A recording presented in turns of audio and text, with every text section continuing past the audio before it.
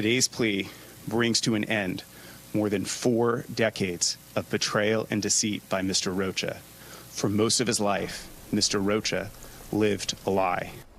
Also breaking right now, this is just moments ago, federal officials addressing the media after Cuban spy Victor Manuel Rocha is sentenced to spend 15 years in prison. A federal judge accepting that updated plea deal for the former U.S. diplomat who is accused of working for decades as a secret agent for communist Cuba. NBC6 reporter Amy Viteri joins us live from the federal courthouse in downtown, taking us inside and telling us what went down there today, Amy. Well, Roxy, Manuel Rocha was sentenced to the maximum time allowed under the terms of that plea agreement. As you said, 15 years. He was also ordered to pay $500,000 in fines to the U.S. government. Now, after sentencing, Rocha himself asked to address the court. He said he was heavily radicalized by the politics of his day, specifically saying, "I no longer see the world through the radical eyes of my youth." He said he takes full responsibility for his actions and promised to make amends. 73-year-old Manuel Rocha appeared in federal court Friday to plead guilty to federal charges against him for conspiring to act as an agent of a foreign government and defraud the U.S. government, as well as acting as an illegal agent of a foreign government.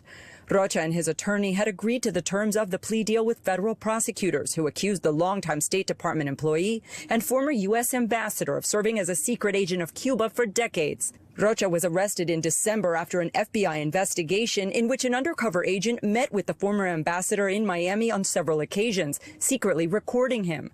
Friday afternoon, Judge Beth Bloom refused to accept the plea agreement until changes were made, specifically a provision to allow the U.S. government to strip Rocha of his U.S. citizenship and allow the potential for restitution for victims connected to Rocha's actions. I really appreciate the work of the judge. I think it is clear that there are victims, and that's why we continue with our suit, with our demand, and we hope that that this process will lead us to some truth. Now, you just heard from a woman named Rosa Maria Paya. Her family has filed a civil lawsuit against Manuel Rocha connected to the death of her father, Osvaldo Paya, a well-known Cuban dissident who was killed in a suspicious car crash back in 2012. That is an incident that at least one human rights organization has linked to the Cuban government. Now, Rocha has agreed as a term of this plea agreement to fully cooperate with the United States government. Now, as for the judge, after Rocha addressed the court, she said the maximum sentence in this case was appropriate, saying for 51 years, Rocha has betrayed the United States. She called it a direct attack on democracy and on U.S. citizens. We're live in Miami. Amy Viteri, NBC6 News.